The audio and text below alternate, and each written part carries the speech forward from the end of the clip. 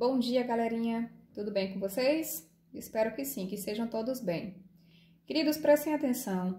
Hoje nós faremos a correção da atividade do módulo 1, da página 114 e 115, que eu passei para vocês, tá? Porque no próximo encontro a gente vai começar o módulo 2. Então, observem aí, por favor. Primeira questão.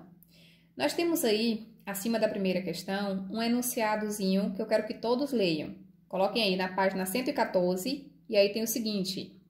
O período a seguir servirá de base para as questões de 1 a 4.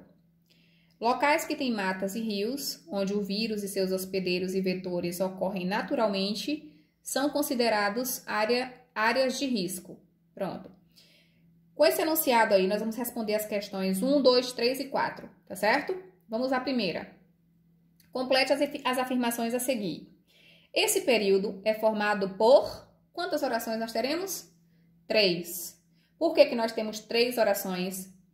Porque eu tenho 2 verbos e uma locução verbal, tá? Cada verbo vai ser equivalente a uma oração. Se eu tiver um verbo, uma oração. Se eu tiver 3 verbos, 3 orações. Se eu tiver 5 verbos, 5 orações. E se eu não tiver nenhum verbo, nenhuma oração. Vai ser, na verdade, uma frase nominal, tá bom?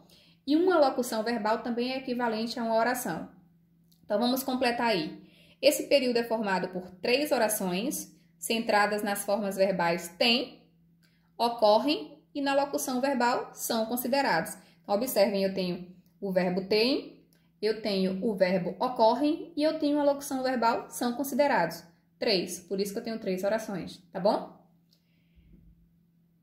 Trata-se de um período composto por subordinação. Por que por subordinação? Porque nós temos orações que são dependentes uma da outra, tá? É um período onde uma oração, ela é subordinada à outra, ela depende da outra para ter sentido, tá certo? Segunda, classifique as orações que compõem o período da questão anterior. Então, nós vamos classificar. É como eu sempre peço a vocês para fazerem, dividir as orações e classificá-las. A oração principal vai ser locais, são considerados áreas de risco, né? E aí nós vamos ter 2 subordinadas. A primeira delas vai ser que tem matas e rios. Gente, observe que essa oração, ela funciona como característica. Ela caracteriza esses locais, né?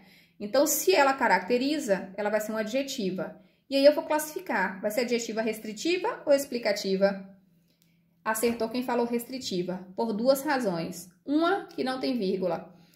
E a segunda razão é que ela é restrita, ela é específica. São só aqueles locais que têm matas e rios. Então, observe que a característica ela é muito específica, tá bom?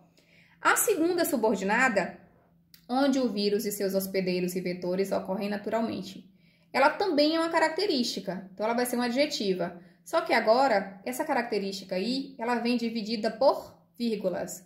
E se ela vem dividida por vírgulas, ela vem aí isolada por vírgulas, significa que ela vai trazer uma pausa para dar uma explicação. E se é uma explicação, ela é uma adjetiva explicativa, tá certo? Então, corrijam, por favor. Terceira questão. Os pronomes que e onde se referem a... Vamos analisar aí, na verdade, no pedacinho, né? No enunciado. Locais que tem matas e rios, onde o vírus e seus hospedeiros. Locais que o quê? Esse que refere-se ao termo locais. E onde, também, quando eu falo onde o quê? Onde o vírus e os hospedeiros e vetores ocorrem. Eles ocorrem onde? Lá nos locais. Então, os 2 pronomes relativos aí, eles se referem ao termo locais. Relembrando que pronomes relativos, eles sempre vão se dirigir a um termo que já foi colocado anteriormente, certo? No caso em questão, a palavra locais. Quarta questão. Nas orações em que se encontram, esses pronomes exercem, respectivamente, as seguintes funções. Qual a função desses 2 pronomes aí? Vamos analisar que eles estão se referindo ao termo locais. Logo de cara, eu já sei que locais é, na verdade, de quem eu estou falando ou do que eu estou falando. Então, a primeira resposta aí é que vai ser sujeito.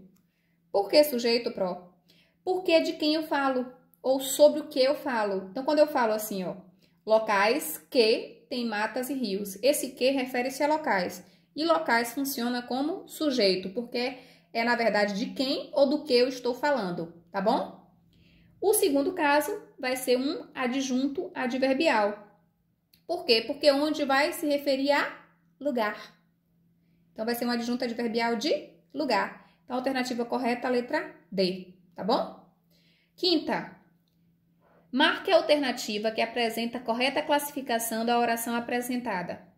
Nós só vamos ter uma alternativa corretinha aí, e vai ser a alternativa D. Seu medo era que ele fosse reprovado no concurso.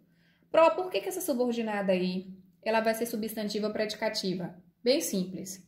Primeiro nós vamos analisar a oração principal, ó. Seu medo era. Que verbo eu tenho na oração principal? Era. Era é um verbo de ligação. E se eu tenho um verbo de ligação, na oração principal, a minha subordinada substantiva vai ser predicativa. Por quê? Porque a subordinada vai funcionar como predicativo, tá certo? E isso ocorre quando o verbo da oração principal tiver verbo de ligação. Só isso, perfeito. Sexta questão. Articule coerentemente as 3 orações listadas abaixo em um só período. Na verdade, ele pediu para você juntar tudo isso aí e formar um período só. Dentre as várias possibilidades que vocês podem fazer, eu coloquei uma aí, ó. Embora possua grandes conhecimentos, o professor não é a árvore da sabedoria, porque ele também aprende com seus alunos. Um ótimo período, perfeito. Realmente, todos os dias nós aprendemos com vocês. Então, o período vai ficar perfeito. E esse embora aí, gente, vai trazer uma ideia de concessão, de adversidade, de oposição, viu? Então, podem colocar, quem colocou com outras palavras, mas também nesse sentido, está correto. Sétima e última questão. Para que os enunciados apresentados se reduzam a uma só frase, algumas adaptações e correções devem ser feitas. Assinale a opção que melhor os reestrutura gramatical e estilisticamente, respeitando as sugestões dadas nos parênteses e as relações de sentido denotadas pelos próprios enunciados. Enunciado bem grande, né? Na verdade, vocês iam fazer o seguinte, vocês iam reduzir a uma só frase, tudo que tem aí a uma só frase. E a alternativa que fica perfeitamente associada e apropriada para o enunciado vai ser a letra C. A raposa que desenha as uvas porque não pode alcançá-las, que desdenha as uvas porque não pode alcançá-las, lembra os despeitados, que se fingem superiores a tudo. Pronto, perfeito. É a alternativa correta, letra C, tá? Na próxima aula, a gente vai começar o módulo 2. Até o próximo encontro, um beijo e fiquem com Deus, tá, queridos?